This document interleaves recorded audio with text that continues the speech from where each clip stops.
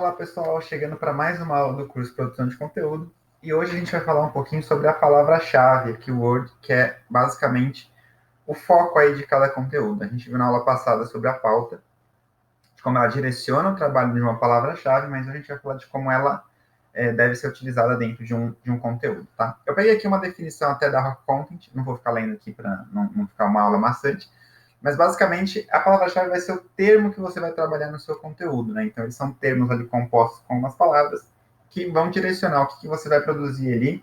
E, lógico, usando a pauta que você receber do seu cliente, você vai poder ali fazer um texto totalmente voltado para o objetivo daquele conteúdo, tá? Então, por que a gente precisa da palavra-chave para trabalhar? Primeiro, como a gente já falou na aula passada, definir o foco do texto. Então, saber o que você vai escrever, sobre o que você vai escrever, e, de certa forma, também é uma maneira do próprio leitor saber do que se trata aquele texto. Então, é uma via de mão dupla aí em relação ao foco do texto. O segundo ponto é a direção da estratégia de marketing de conteúdo. Como a gente vai ver ao longo dessa aula, dependendo da palavra-chave, a gente pode ter um foco ou outro. Então, para um conteúdo mais iniciante, um conteúdo mais avançado, enfim. O sintetizar o conteúdo para o leitor, como eu já falei, né, uma via de mão dupla. E, por fim, que não é menos importante dentro dessa estratégia de marketing, é o posicionamento nos mecanismos de Google, de mecanismos de buscas, como o Google, que são aquelas questões de SEO que a gente também já viu em aulas anteriores de como otimizar, então não vou ficar entrando tanto em detalhes aqui, tá? Só para lembrar aqui, como que a palavra-chave vai aparecer no SEO do texto? A gente tem aí, trouxe até de novo aquela imagem lá, que a gente já viu em outras aulas, que a gente tem uma palavra-chave aí que é a proposta comercial, ela aparece no texto, ela aparece no título, ela aparece aí numa heading tag, que são os subtítulos, e é assim que a gente vai trabalhando ela, sem ficar forçando tanto, para não deixar o texto tão massivo, mas tão repetitivo, mas reforçando aí o uso do termo, porque o Google entenda que aquela palavra-chave é trabalhada nessa página, tá bom? A gente tem basicamente dois tipos de palavra-chave, eu não me lembro de ter abordado esse assunto antes, se eu abordei você já sabe o que é, senão vamos revisar. O primeiro deles, que é chamado de headtail, é a palavra-chave simples, né? Que é basicamente uma ou duas palavras, então ela vai ser bem genérica, bem mais assim abrangente. Isso vai gerar mais gente procurando por ela, vai ser mais fácil encontrar pessoas pesquisando esse termo nos mecanismos de busca, mas ao mesmo tempo você vai ter mais dificuldade de posicionamento, porque também tem muita gente utilizando essas palavras-chave nos conteúdos deles, tá? Na outra ponta, a gente tem a long tail, que a gente chama de palavra-chave de cauda longa, numa tradução literal aí, que basicamente são termos maiores. Em vez de duas palavras-chave, você geralmente tem mais. Elas formam até uma frase-chave, né, com 4, 5 palavras, e vão ser termos mais específicos, mais personalizados. Então, você vai ter menos gente buscando por esses termos, mas quem estiver buscando é mais assim o seu público-alvo, é mais próximo do que você quer que encontre no seu site. Tá bom? Trouxe até aqui alguns exemplos. Vamos supor que você queira pesquisar sobre escolas em Natal.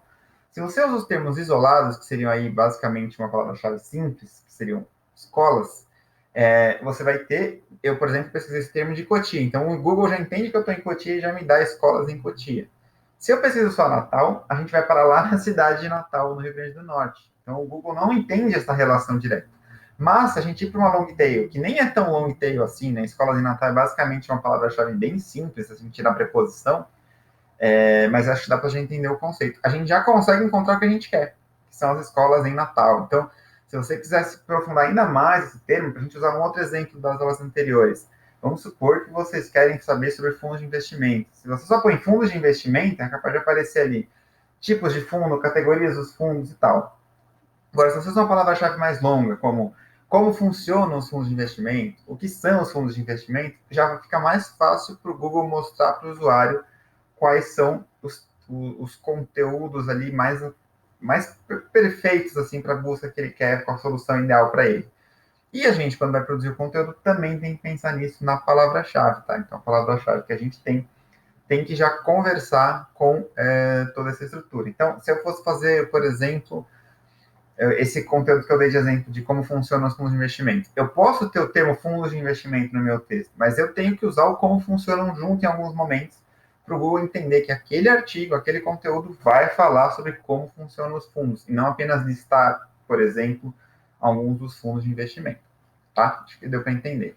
E aí, como que a gente vai escolher essa palavra-chave? Primeiro que, em geral, como a gente é produtor de conteúdo e não o pauteiro, vamos dizer assim, essa informação já vem na pauta, tá? Então, a escolha do produtor da palavra-chave já vem pronta para a gente trabalhar.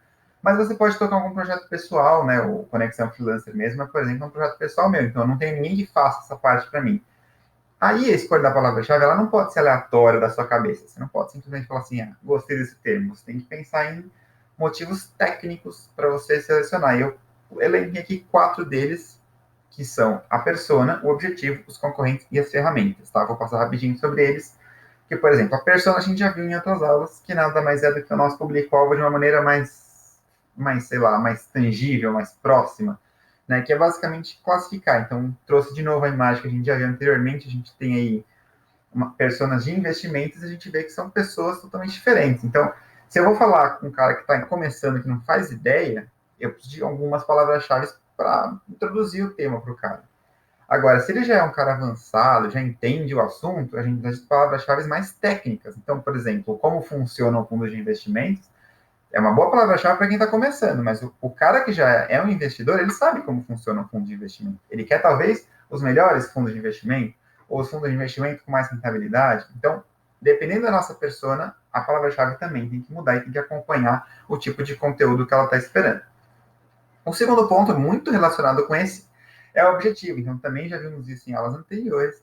Basicamente, se o cara está começando a conhecer o seu site, você está lá no final da jornada de compra, como cliente, como quem já compra, quem até recomenda essa empresa, então a gente tem aí também conteúdos muito diferentes, né?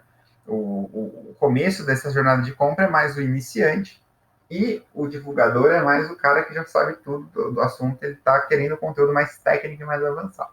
Beleza?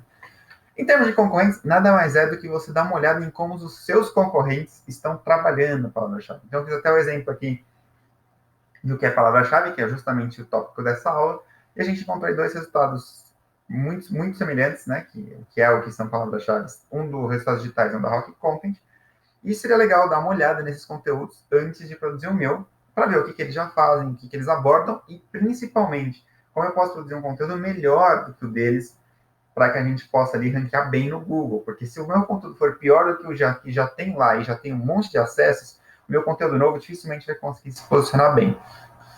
Tá? E por fim, tem as ferramentas, tem várias ferramentas que a gente pode usar para selecionar aí as melhores palavras-chave. Eu não vou entrar nessa aula, nessas questões, porque tem um módulo específico para a gente falar sobre ferramentas na produção de conteúdo, lá a gente aprofunda. Mas eu trouxe como exemplo aqui o Google Trends, que é uma das ferramentas que a gente pode usar, que vê como que as pessoas estão pesquisando um termo. Então, eu coloquei até como exemplo um comparativo entre freelancer e ganhar dinheiro online. A gente vê que freelancer é uma palavra-chave mais enxuta, mais curta.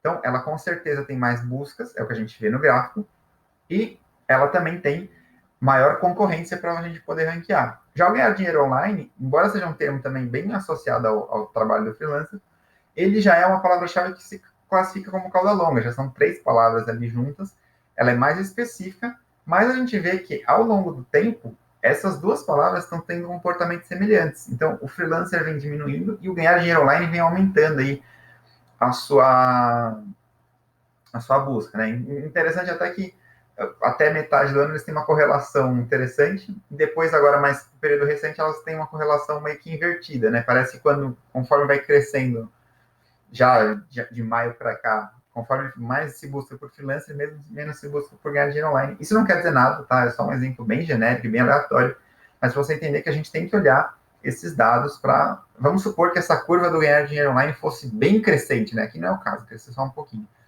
Isso é um sinal de que é um termo interessante, as pessoas estão aumentando as pesquisas sobre isso, então vale ficar de olho aí na seleção da nossa palavra-chave, tá? Além disso, eu acho muito importante a gente sempre olhar para as métricas na seleção de uma palavra-chave. E eu trouxe aqui 3 dados importantes que você tem que ficar de olho, e as ferramentas lá na frente vão nos ajudar com isso. A primeira é volume de buscas. Como a gente já falou, quanto mais simples uma palavra-chave, mais pessoas pesquisando, isso é ótimo, porque tem mais gente que pode vir aí a participar, a chegar até o seu site, até o seu projeto. Em segundo lugar, tem uma relação oposta, que é a dificuldade de ranqueamento. Então, quanto mais volume de busca, quanto mais uma palavra-chave for buscada, maior também a tendência de que existam outros conteúdos ali sobre o mesmo termo. Então, você tem que tomar esse cuidado de tentar balancear Então, buscar palavras-chave de cauda longa, que tenham um bom volume de busca, mas que permitam ali que você consiga se ranquear, né? Se são termos muito genéricos, muito pesquisados, aí dificilmente você vai conseguir fazer um bom ranqueamento, pelo menos não sem muita dificuldade, tá? E o terceiro ponto é o posicionamento, que é qual que é o potencial que o seu conteúdo tem de aparecer ali nos primeiros resultados do Google. Lembrando que os 3 primeiros resultados por pesquisas indicam 50% dos cliques e os 6 primeiros resultados indicam 70% dos cliques dos usuários. Então, assim, estar na primeira página é fundamental. Então, não adianta ficar fazendo conteúdo para ficar na terceira, na quarta página, porque justamente você não vai ter um bom balanceamento aí de volume de pesquisas com a dificuldade de ranqueamento. É melhor pegar uma palavra, um termo, que não tem um volume tão relevante quanto aqueles mais comuns, mas que você consiga aí fazer um bom ranqueamento e se posicionar aí na primeira página, de preferência nos primeiros resultados do Google, tá bom? E por fim, o que a gente não pode fazer aí quando for trabalhar uma palavra-chave? Primeiro ponto é ignorar SEO se esse é um conteúdo que você tem por objetivo o posicionamento, se é uma estratégia de marketing de conteúdo. Se esse é o caso, você tem que prestar atenção nesses pontos de SEO que a gente já conversou em aulas anteriores, ou então dificilmente você vai conseguir bons resultados. Beleza? Aí, em segundo lugar, a gente tem o que chamam-se de keyword stuffing, que é basicamente ficar repetindo a palavra-chave muito, muito, muito fortemente. Isso não é bom, isso não é legal, porque você dá uma experiência muito ruim para o usuário, fica chato de ler, fica muito complicado. Então, não faça isso. Já funcionou no passado por outras questões, hoje em dia até conta negativamente para o seu site.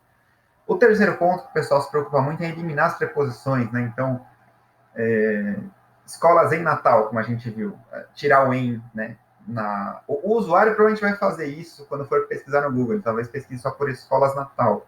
Mas o Google hoje já é mais inteligente, vamos dizer assim, já é mais semântico. Então, se você usar sinônimos, se você usar as preposições, isso não vai prejudicar o seu ranqueamento. Inclusive, é bom no sentido da experiência do usuário, porque as palavras sem preposições ficam muito ruins de ler, ficam parecendo forçadas, tá? Então, não fique eliminando preposições com medo de perder ranqueamento. E, para finalizar, nunca se esqueça do objetivo do conteúdo. Então, qual que é o motivo pelo qual você está fazendo aquele conteúdo, aquele texto. Então, se há um texto, por exemplo, de vendas, você não precisa ficar tão preso a SEO, né? Parece contradizente com a primeira termo, mas lembra que eu falei, não ignore o SEO se esse for o objetivo do conteúdo. Se a ideia é mais de venda, uma das regras de SEO é que a gente viu é colocar a palavra-chave logo de cara, né? Se a sua palavra-chave é o nome do seu curso, talvez não seja tão bom você jogar de cara o nome do curso para o cliente, porque você ainda nem abordou o tema, nem colocou, nem conectou o seu leitor com o seu produto. Então, se o objetivo não é de SEO, você não precisa seguir tão criteriosamente essas questões que a gente abordou aqui. Beleza? Então é isso. Espero que você tenha entendido essa parte de palavra-chave. Não é uma aula tão complexa, porque a gente já abordou muito disso nas aulas anteriores de SEO, da própria pauta. Mas eu achei legal reforçar esses conceitos aqui, para que você possa usar as palavras-chave aí nos seus conteúdos. Lembrando que em breve a gente tem aqui mais aulas, vai se aprofundar e trazer mais conteúdo sobre esse assunto, inclusive com as ferramentas que a gente já começou a ver aqui nesta aula.